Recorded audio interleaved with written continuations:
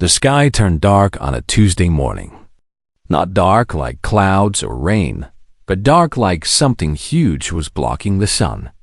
People all over the world stopped what they were doing and looked up. What they saw changed everything. Thousands of silver ships filled the sky. They were smooth and shiny, shaped like teardrops, and they made no sound as they floated above the cities. The ships stretched from horizon to horizon, covering the earth like a metal blanket. Park Jisoo was eating breakfast when the emergency alarm started screaming. She was a lieutenant in the Korean Army, 26 years old, with short black hair and calm eyes that never showed fear. She dropped her spoon and ran to her tank. Her tank was a K2 Black Panther, painted in green and brown camouflage. It was old but strong, built by Korean engineers who knew how to make machines that lasted. Jisoo climbed inside and started the engine. The familiar rumble made her feel a little better. All around her, other soldiers were doing the same thing. Tanks rolled out of their shelters. Trucks carried ammunition. Helicopters took off and flew toward the coast. The whole military was waking up like a giant animal that had been poked. General Kim Do-yoon stood in the command center, watching screens that showed the alien ships. He was 54 years old, with gray hair and a face full of wrinkles from years of worry. He had fought in small wars before, but nothing like this. Nobody had ever faced anything like this. The screen showed that the aliens were landing troops all over the world. In America, in Europe, in China, in Africa. Everywhere at once. This was not a small attack.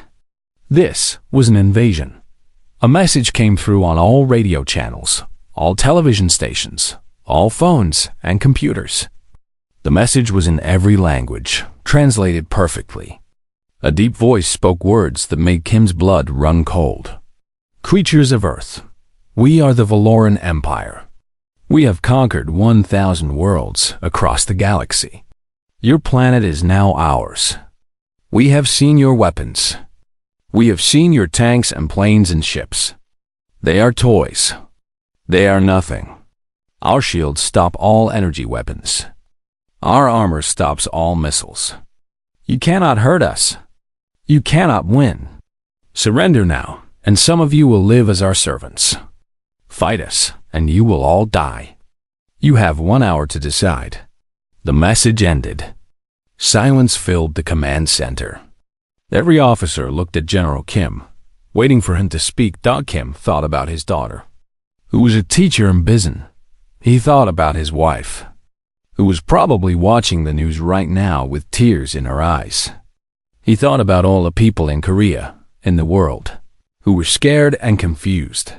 Then he thought about his grandfather, who had fought in the Korean War with nothing but an old rifle and frozen feet.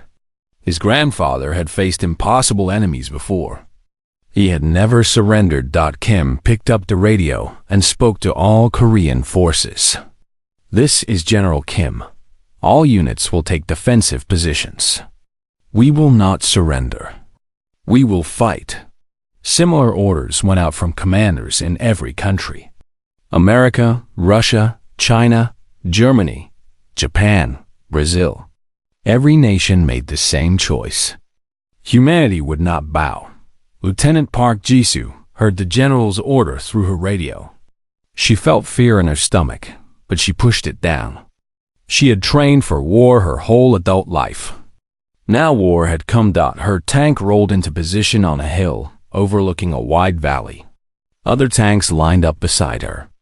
Behind them, artillery guns pointed at the sky. Infantry soldiers dug holes in the ground and set up machine guns. Through her periscope, Jisoo watched the alien ships land in the valley below. Doors opened in the smooth silver halls, and alien vehicles floated out. They were not like any tanks Jisoo had ever seen. They had no wheels, no tracks. They just floated above the ground, glowing with blue light. They looked beautiful and terrible at the same time. The alien tanks formed perfect lines and started moving forward. They moved together like dancers, each one keeping exactly the same distance from the others. There were hundreds of them, maybe thousands. Jisoo counted them through her scope. Her loader, a young private named Choi Taiwan, sat behind her with a shell in his hands. His fingers were shaking. They look like they are not even trying to hide, Taiwan said. They are just driving straight at us. They think we cannot hurt them, Jisoo replied. They think our guns are useless. She understood why the aliens felt this way. Their ships had crossed the stars. Their technology was thousands of years ahead of Earth. What were human tanks compared to that? Just metal boxes with guns. Old technology. Primitive. But Jisoo knew something the aliens did not know. Humans had been fighting wars for a very long time. Every tank on this hill was built from lessons learned in blood. Every shell was designed to kill. Every crew had trained for years to become perfect killers. The aliens had conquered worlds with better technology than Earth, but had those worlds fought back? Had they known war the way humans knew war? High above the battlefield, Warlord Tith watched from his command ship. He was tall and thin, with gray skin and 4 eyes that glowed yellow. He had led the Valoran armies for 200 years. He had never lost a battle. Tith looked at the human tanks through his viewing screen and made a sound like laughter. "Look at them," he said to his officers. "They actually think they can fight us.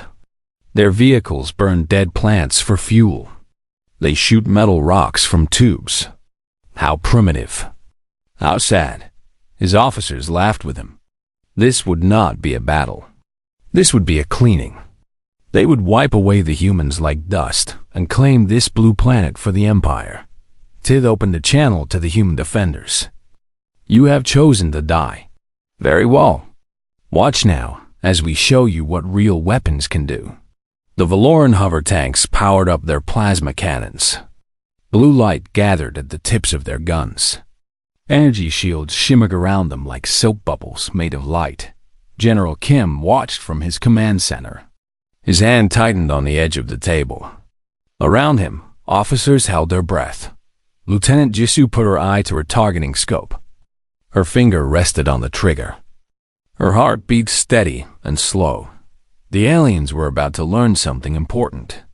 Humans did not build weapons to look beautiful. Humans built weapons to kill. And for 3,000 years, nothing in the universe had been better at killing than humans. The invasion had begun. The first battle was about to start. And everything the aliens thought they knew about Earth was about to be proven wrong. The Valoran hover tanks moved across the valley like ghosts. They made almost no sound, just a soft hum that seemed to come from everywhere at once. Their blue shields glowed in the morning light. They looked unreal, like something from a dream. Sergeant Yoon Minji watched them through her targeting scope. She was the gunner in Lieutenant Jisoo's tank, a woman of 32 years with steady hands and eyes that never missed. She had won shooting competitions since she was a teenager. Now she would find out if all that practice meant anything. Behind her, Private Choi Taiwan held a shell that weighed almost 20 kilograms. It was a sabot round, a long metal dart made of tungsten. Tungsten was one of the hardest metals on Earth. The dart would leave the gun barrel at over 1,700 meters per second. Faster than any bullet. Faster than sound itself. The aliens kept coming. They did not spread out or take cover. They just floated forward in their perfect lines, completely confident. Their guns started to glow brighter. They were about to fire. General Kim's voice came over the radio. It was calm and clear, without any fear. "All units. This is Operation Ironwake. Fire at will." Minji did not hesitate. She pressed the trigger. The tank jumped backward from the force. The noise was like thunder inside a metal box. The shell crossed the distance to the nearest alien tank in less than a second. There was no time for anyone to react. The tungsten dart hit the alien shield, and something strange happened. Nothing. The shield did not stop it. The dart went through the shield like it was not there at all and punched into the alien armor. The hover tank exploded in a ball of orange fire. For a moment, everyone was silent. Then the whole hillside erupted with fire. Thousands of tanks fired at once. The sound was beyond words. It was like the earth itself was screaming. Shells flew through the air, leaving trails of smoke behind them. They hit the alien shields and passed right through. One by one, the beautiful silver hover tanks died. They exploded, they burned, they fell from the sky and crashed into the ground. The perfect lines broke apart as surviving tanks tried to flee. Warlord Tith watched from his ship with all four eyes wide open. His hands gripped his command chair so hard that his gray skin turned white. This was impossible. His shields stopped plasma. They stopped lasers. They stopped every energy weapon in the galaxy. What is happening? He screamed at his officers. Why are the shields failing? His science officer checked the data with shaking hands. My lord, the humans are not using energy weapons. They are shooting solid metal. Our shields are designed to stop energy. They do not stop physical objects at those speeds. Tiff could not believe it. Solid metal? Kinetic weapons? Those had not been used in galactic warfare for 10,000 years. They were considered extinct, like stone axes or wooden spears. No civilized species used such primitive things. But the humans were using them, and they were working. On the hillside, Lieutenant Jisoo watched the destruction below. Her tank had fired 6 times. 6 alien tanks were burning. She felt no joy, no pride. There was no time for feelings. There was only the next target. Load! She shouted. Taiwan shoved another shell into the gun. His hands were not shaking anymore. He had found his rhythm. Minji aimed at another hover tank and fired. Another explosion. Another kill. But the aliens were starting to react. Their plasma cannons fired back, and the hilltop turned into hell. The tank next to Jisoo took a direct hit. The plasma burned through the armor like a hot knife through paper. The tank melted and collapsed. 4 soldiers died in less than a second. Move, Jisoo ordered. A driver, a quiet man named Oh Sungwoo, threw the tank into reverse. They backed away just as another plasma bolt hit the spot where they had been. All across the battlefield, the same scene played out. Human tanks fired and killed. Alien tanks fired and killed. Metal burned on both sides. Bodies fell on both sides. But the numbers were not equal. For every human tank destroyed, 5 alien tanks died. The tungsten darts were too fast, too hard, too deadly. The aliens had never faced anything like them. Sergeant Han Ji-won was not in a tank. She was a mechanic, working in a repair station behind the lines. Damaged tanks rolled in with holes in their armor and dead crew members inside. Ji-won and her team worked without rest, fixing what they could, stripping parts from destroyed vehicles. A tank commander named Captain Lee Sun-ho came to her with blood on his face and tears in his eyes. Half his crew was dead. His tank had a hole in its side big enough to put a head through. "Can you fix it?" he asked. His voice was broken. Ji-won looked at the damage. It was bad, but she had fixed worse. "Give me 2 hours," she said. She did it in 1. By sunset, the first battle was over. The valley was full of smoke and fire. Burning metal covered the ground like fallen leaves. Most of it was alien. General Kim received the reports in his command center. His face showed nothing, but his heart was racing. The numbers were better than anyone had hoped. The aliens had lost over 300 hover tanks. Humanity had lost 42 tanks. It was a victory. The first victory in a war that everyone had expected to lose. But Kim knew this was only the beginning. The aliens had millions of soldiers, thousands of ships. This was just one battle in one valley, in one country. The real war was still coming.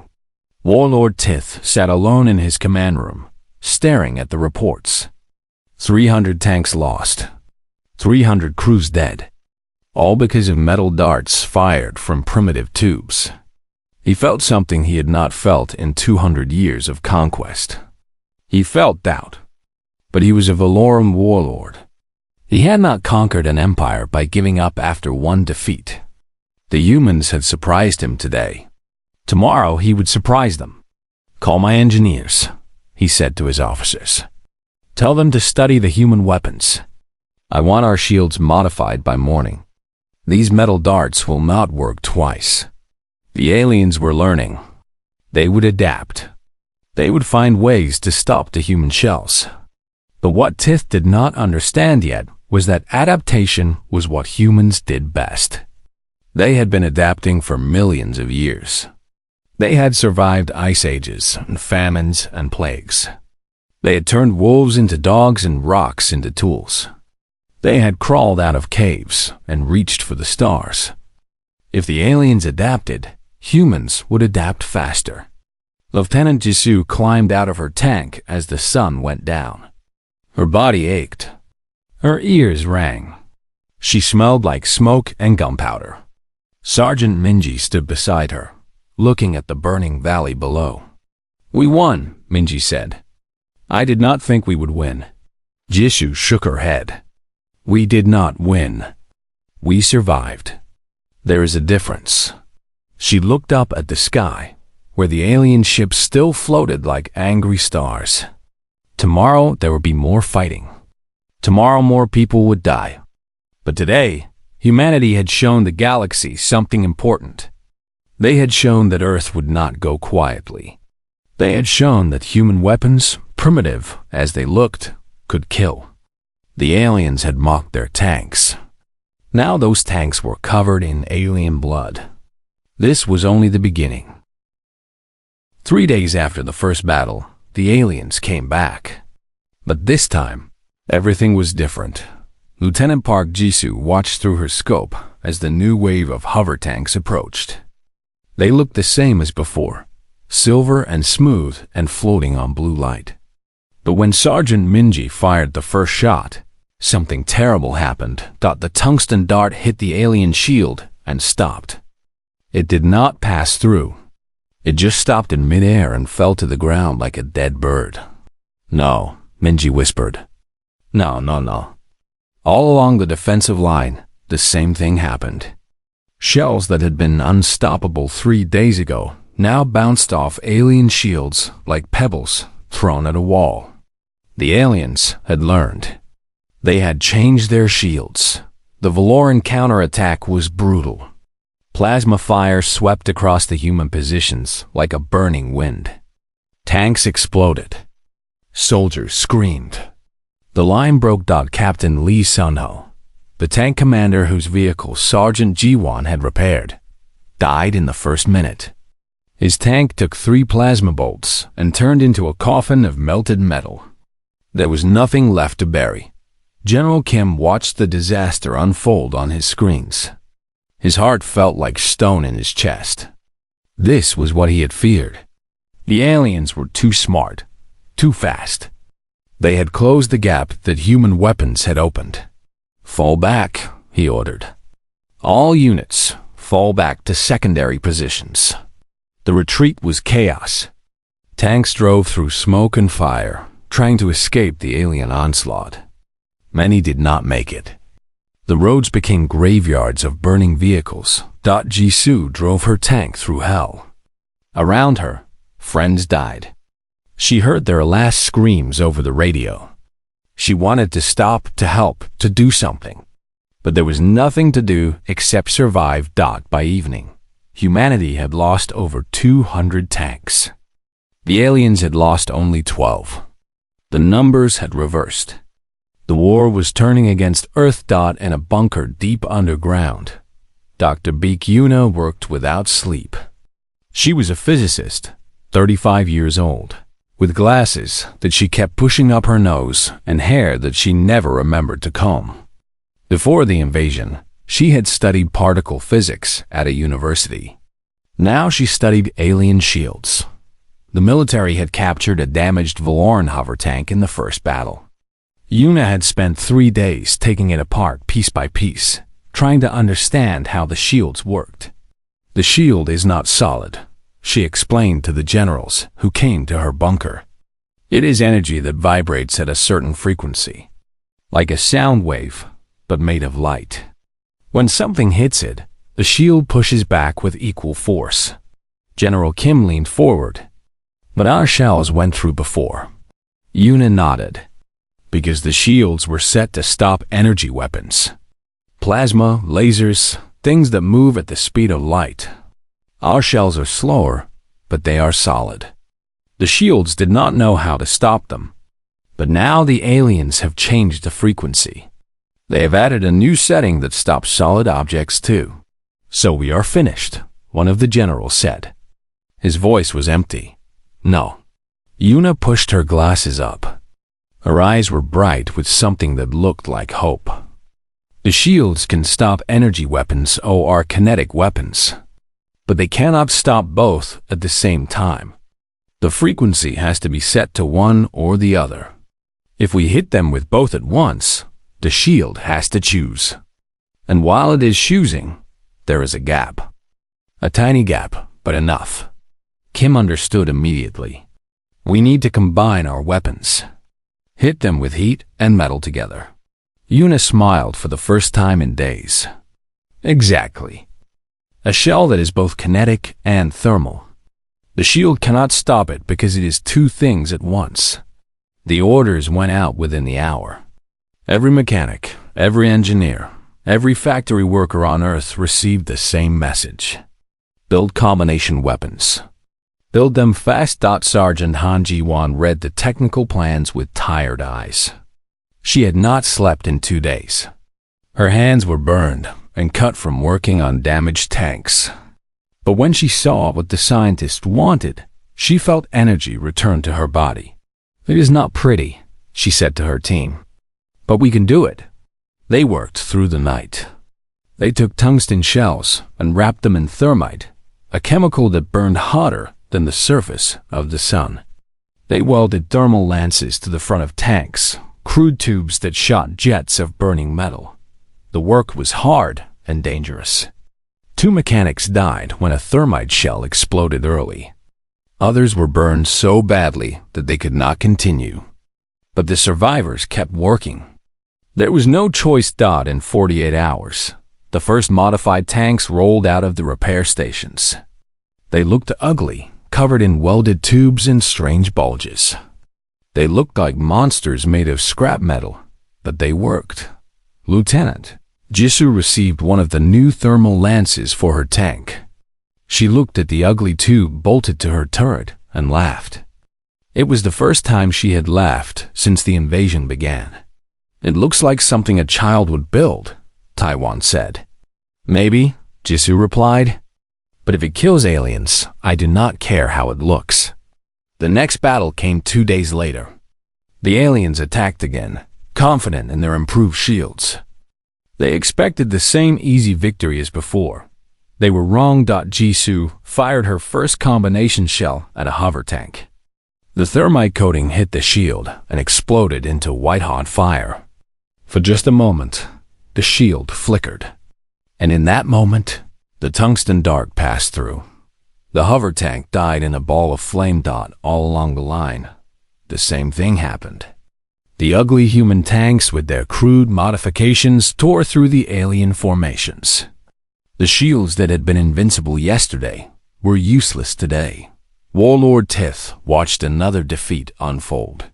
His anger was beyond words. He had fixed the shield problem. He had closed the gap. How had the humans found a way through again? They combined their weapons, his science officer reported.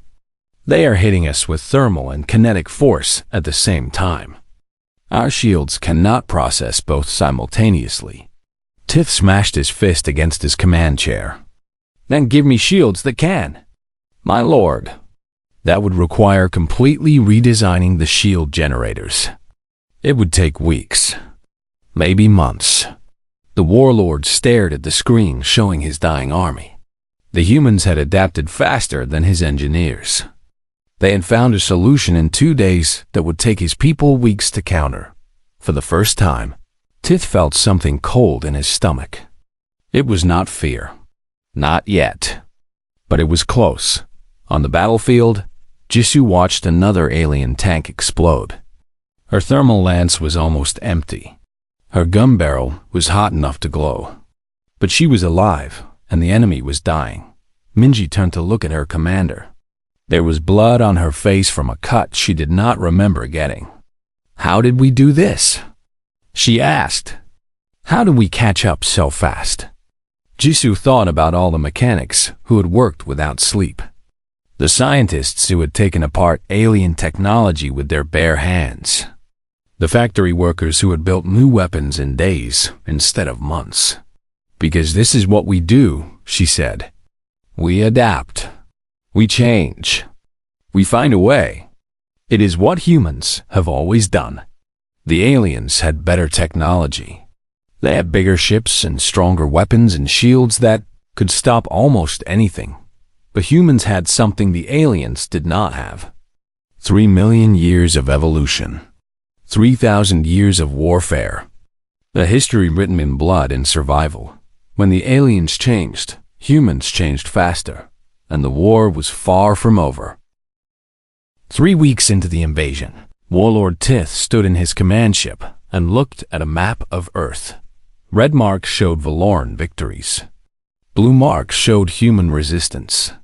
3 weeks ago, the map had been almost entirely red. Now it was full of blue spots, like a disease spreading across the planet. Tith did not understand. His army was larger than any human force. His technology was centuries ahead. He had won every major battle. He had pushed the humans back to their cities. But somehow, impossibly, he was losing. Not in big battles. In small ones. In hundreds of small cuts that bled his army dry. Commander No Yoonji was one of those cuts. She led a squadron of 7 tanks through the mountains of Korea. Her tanks were old and patched together with parts from destroyed vehicles. Her crews were tired and hungry. But in 12 days, she had destroyed 19 alien hover tanks. She did not fight like other commanders. She did not form lines and charge at the enemy. She hid in valleys and waited for alien patrols to pass. She attacked at night when human eyes worked better than alien sensors. She hit hard and then vanished into the mountains like a ghost. The aliens never knew where she would strike next. They started to fear the mountains. Yoonji sat in her tank, eating cold rice from a metal container. Her second in command, a young sergeant named Kwon Dong-yoon, sat beside her.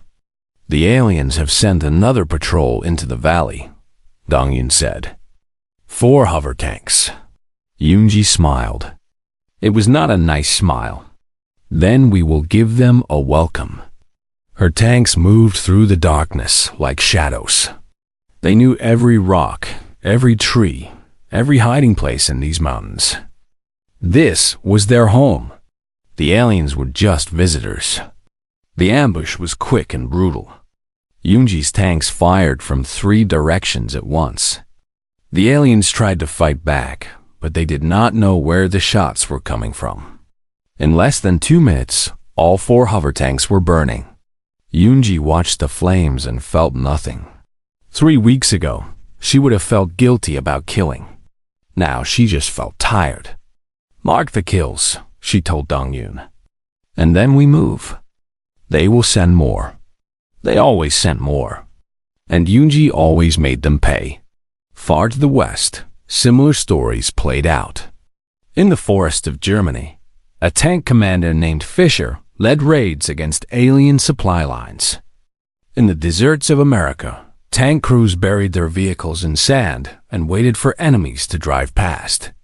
In the jungles of Brazil, Soldiers turned their tanks into mobile fortresses hidden by trees and vines. Humans did not fight fair. They did not follow rules. They used every dirty trick their ancestors had ever invented. Warlord Tith called a meeting of his officers. His face was gray with exhaustion and anger.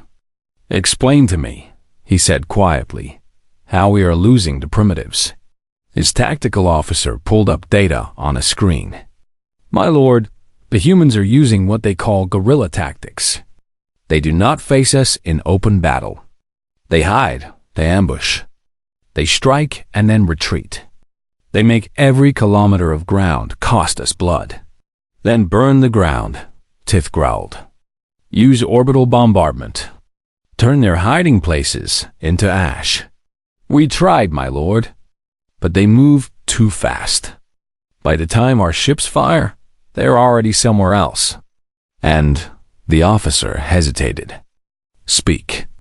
And every time we destroy a city or forest, more humans join the fight. They seem to feed on destruction. The more we hurt them, the harder they fight." Tith did not understand this. On every other world he had conquered, destroying cities broke the enemy's will. People surrendered to save their homes. But humans were different. When their homes burned, they did not surrender. They became angrier, more determined, more dangerous. The tactical AI that had served the Valoran Empire for 10,000 years gave its analysis. Human psychology is unlike any species in our database. They do not fight to win. They fight because fighting is in their nature. They would rather die standing than live kneeling. Recommendation: orbital destruction of entire population centers. But Tith could not do that. The Valoran Empire wanted Earth, not a dead rock. They wanted the planet's resources, its water, its life. Destroying everything would mean losing everything. He had to win on the ground. And on the ground, he was bleeding. In the city of Seoul, General Kim prepared for the final battle. He knew it was coming. The aliens had been gathering their forces for days, pulling troops from all over Asia. Satellite images showed thousands of hover tanks moving toward Korea. They would try to crush human resistance in one massive attack. If they took Seoul, they would break the spine of Earth's defense. Kim would not let that happen. He called every tank he could find. From Korea, from Japan, from China, from as far as India and Russia. They came in trains and on ships and driving across mountains.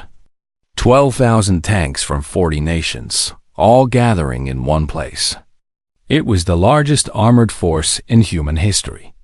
Lieutenant Jisoo stood on a hill overlooking the gathering army. Tanks stretched as far as she could see, a sea of metal and guns. Every one of them was scarred from battle. Every one of them had kill marks painted on its barrel. Master Sergeant Park Junho walked up beside her. He was 62 years old, the oldest tank commander in the Korean army. His face was like old leather, wrinkled and tough. He had been fighting since before Jisoo was born. "I thought I would retire next year," Junho said. "Buy a farm. Grow vegetables." Jisoo smiled sadly. "Maybe after this. Maybe." Junho looked at the alien ships in the sky. "Or maybe not. But if I die here, at least I die for something. At least I die fighting." General Kim addressed all the crews over the radio. His voice was calm and strong, the voice of a man who had accepted what was coming. "Soldiers of Earth, tomorrow the enemy will attack with everything they have. They think they can break us. They think we will run. They are wrong. We are not fighting for victory. We are fighting for our home, for our families, for the right to exist. And that is something worth dying for." He paused. The radio was silent. "When this battle is over, the galaxy will know what humans are made of. They will know that we do not surrender. We do not quit. We do not go quietly into the dark. We are humanity. And we fight. The crews did not cheer. They did not shout or clap. They just sat in their tanks and felt the weight of his words settle into their bones. Tomorrow would be the worst day in human history. Many of them would die. Maybe all of them. But they would not run. In her tank, Commander Yoonji checked her ammunition for the 10th time. Dong-in watched her with worried eyes. "Do you think we can win?" he asked. Yoonji thought about all the aliens she had killed, all the friends she had lost, all the burning metal and screaming voices that filled her dreams. "I do not know," she said honestly, "but I know we will make them pay. Every meter they take, they will pay for in blood. And when this is over, they will never forget what we did." The night grew quiet. 12,000 crews waited in their tanks. The largest battle in history was about to begin, and humanity would show the galaxy what it meant to fight. The Battle of Seoul began at dawn. The sky turned orange as thousands of Valoran hover tanks crested the hills east of the city. They came in waves, silver and beautiful and deadly. Their plasma cannons glowed like blue stars. Their shields shimmered in the morning light. Behind them came infantry drones, walking machines that carried guns instead of hands. Behind those came command walkers, huge spider-like vehicles that towered over everything else. It was the largest alien force ever assembled on Earth. General Kim watched from his command bunker beneath the city.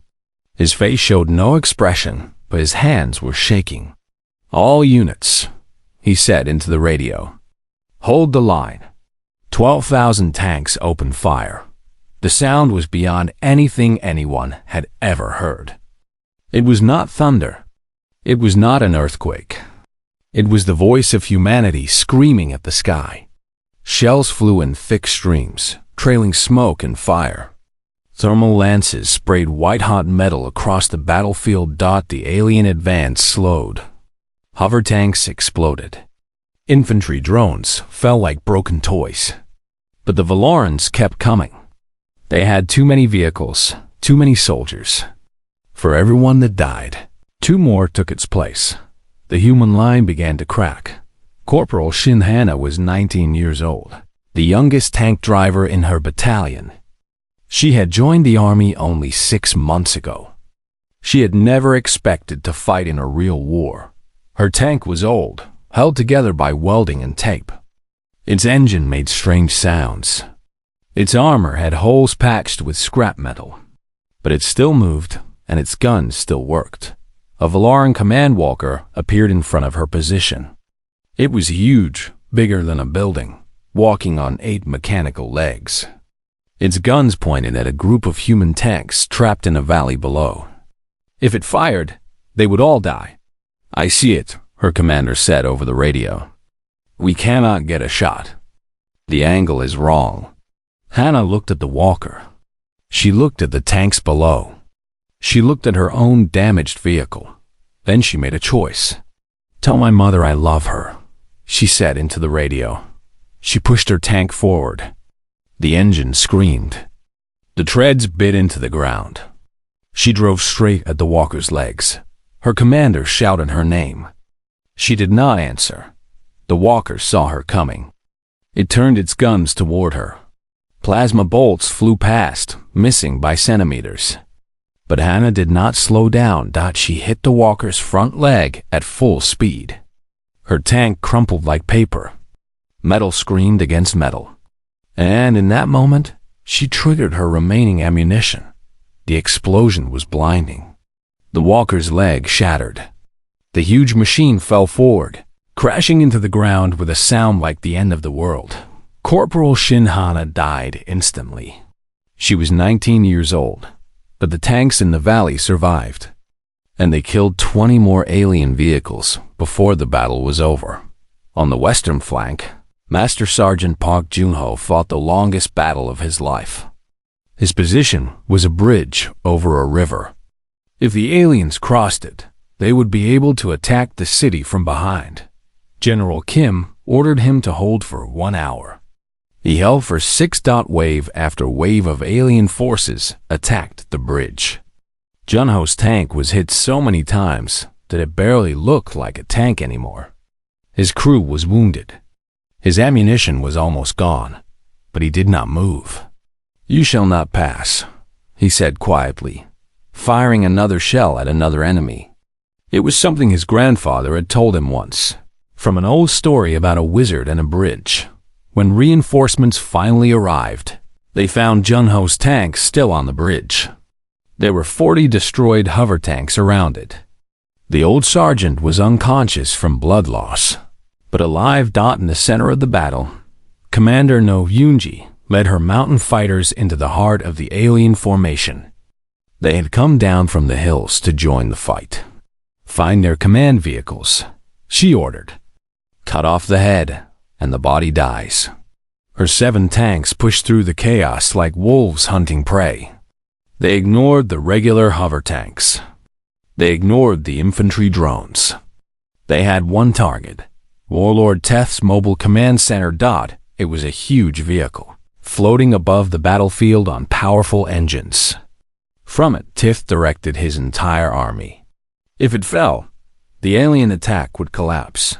Yunji found it surrounded by elite guards. She did not care. "All tanks, full speed," she said. "Do not stop for anything." They charged. Plasma fire burned all around them. 2 of her tanks exploded. Then 3. Then 4. But the survivors kept going. Yunji's tank was the last one standing when she reached the command center. Her gun fired one final shell. It punched through the command vehicle's shields and armor and exploded inside. Warlord Tith died without knowing what hit him. The alien army stopped moving. Without their commander, without orders, the soldiers did not know what to do. They had been trained to obey, not to think. General Kim saw the confusion and gave one final order. "All units, advance." 12,000 tanks, those that were still moving, surged forward. They hit the confused alien army like a wave hitting sand. The Valorans broke. They ran. They fled back toward their ships, thought the Battle of Seoul was over. Humanity had won. 1 year later, a Valoran diplomatic ship landed in Seoul. It carried ambassadors who had come to ask for peace. General Kim, now Secretary General of Earth's Defense Council, met them in a rebuilt hall. Behind him hung the preserved turret of Corporal Shin Hana's tank. A monument to sacrifice. The Valoran ambassador was different from Warlord Tith. Older, calmer, without the arrogance that had filled the dead commander's eyes. "We have studied your species," the ambassador said. "We do not understand you. Your technology is primitive. Your bodies are weak. Your planet is small. Yet you defeated the greatest army the Empire has ever sent." Kim said nothing. He waited. "We came here expecting easy conquest. We found something else. We found a species that does not know how to surrender. That treats defeat as a temporary problem. That turns metal and fire into weapons of impossible power through sheer will." The ambassador made a gesture that might have been respect. "The Valoran Empire wishes to propose an alliance. We have conquered 1,000 worlds through fear. But a species that cannot be feared. Perhaps such a species could be a friend instead." Colonel No Yunji stood beside Kim. Her face was scarred from the final battle. She walked with a limp now, but her eyes were still sharp. "You called our tanks primitive," she said. "You laughed at our weapons. We were wrong." Yunji nodded slowly. "Yes, you were." She looked at the turret on the wall, at the faces of the soldiers who had gathered to witness this moment, at the tanks still stationed outside the city, still ready to fight. "Our tanks are just metal," she said. "Just iron and steel and old engines. But what drives them is not primitive. What drives them has fought and survived for 3 million years. It has crawled out of caves and crossed oceans and reached for stars. It does not give up. It does not stop. It does not accept defeat. The ambassador listened in silence. That is what you did not understand, Yunji continued. You saw our machines and thought you knew our limits. But our machines are not our power. We are our power. Human will, human anger, human refusal to die. General Kim finally spoke. We will consider your alliance. But remember this, we did not defeat you because we are strong. We defeated you because we do not know how to be weak. That has not changed. It will never change. The ambassador bowed its head. I believe you. Outside the hall, the sun was setting over Seoul. The city was still damaged, still scarred from the battle. But it was rebuilding. It was alive.